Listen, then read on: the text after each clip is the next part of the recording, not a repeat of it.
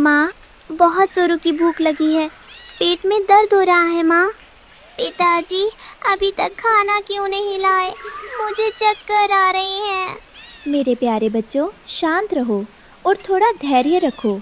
मुझे पता है कि तुम्हें कितनी भूख लगी है, लेकिन तुम्हारे पिताजी। दोस्तों, ये रहे हमारी आज की वीडियो के प्यारे सब्सक्राइबर्स और फॉलोअर्स के नाम।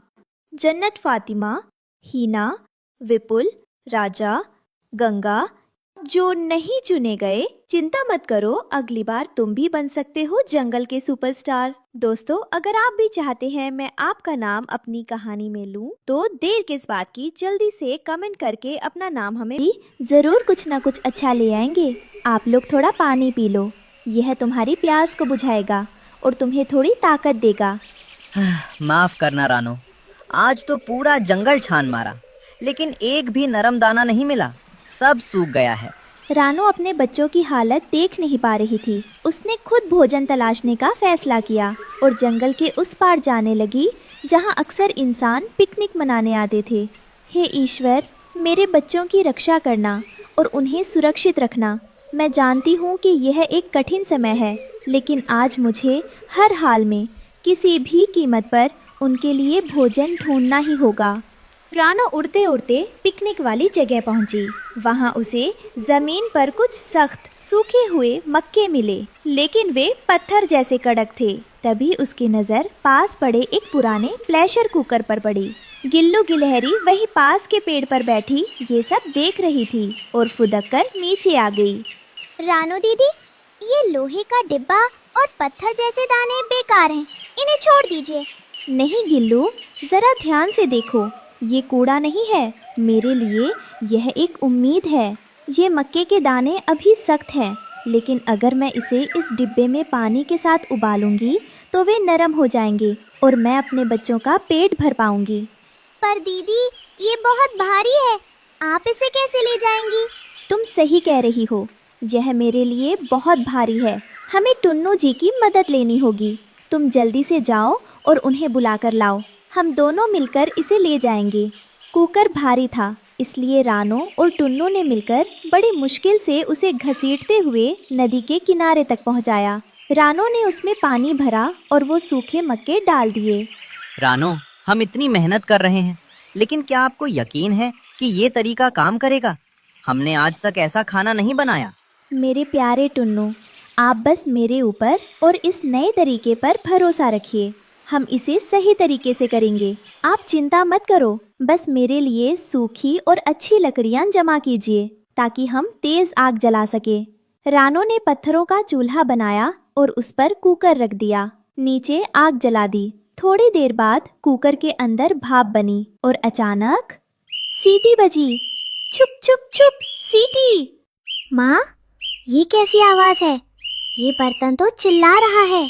डरो मत बेटा, ये कोई चिल्लाहट नहीं है, ये खुशबू वाली सीटी है। इसका मतलब है कि हमारे कठोर दाने अंदर पक रहे हैं और बहुत जल्द ही हमारा स्वादिष्ट खाना तैयार होने वाला है। उबले हुए मक्के की सौंधी खुशबू हवा में फैलने लगी। हवा के साथ मक्के की खुशबू कालू और गोरी तक पहुंची। गोरी, क्या खुशबू है! ऐसा लगता है रानो के घर दावत चल रही है। लेकिन जंगल में तो सूखा पड़ा है, रानो के पास खाना कहाँ से आया? और वो सीटी की आवाज़ कैसी थी? जरूर रानो को कोई जादुई बर्तन मिल गया है जो हवा से खाना बनाता है।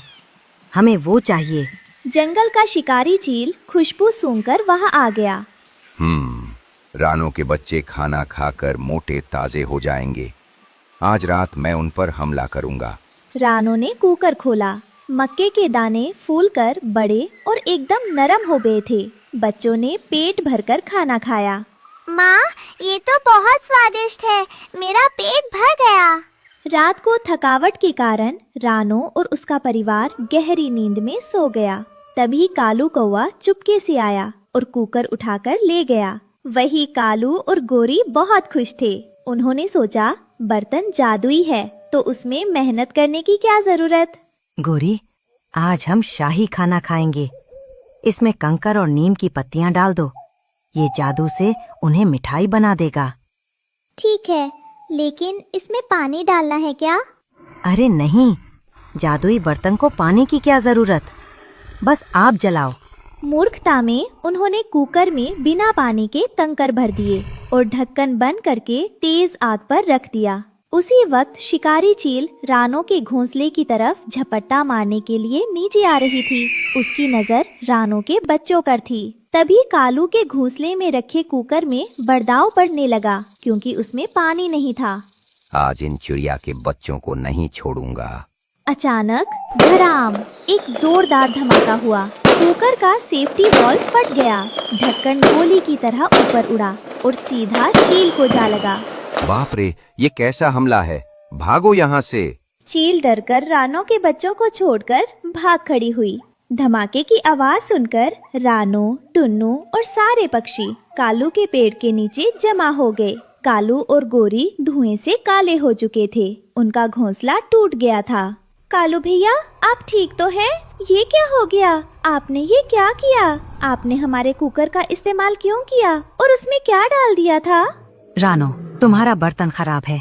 इसने खाना नहीं बनाया बल्कि धमाका कर दिया। नहीं कालू भैया, ये कोई जादू नहीं था और ना ही ये खराब हुआ है। ये विज्ञान है। ये कुकर भाप के दबाव पर काम करता है और खाना पकाने के लिए इसमें सही मात्रा में पानी और सही तरीका चाहिए होता है। आपने सिर्फ लालच में आकर बिना सीखे, बिना जानकारी के इसका इस्तेमाल करने की कोशिश की। और देखो, तुम्हारे इसी धमाके ने अनजाने में मेरे बच्चों की जान बचा ली क्योंकि चील डरकर भाग गई। कालू ने शर्म से सिर झुका लिया। उस दिन सबने सीखा कि नकल के लिए भी अकल की जरूरत होती।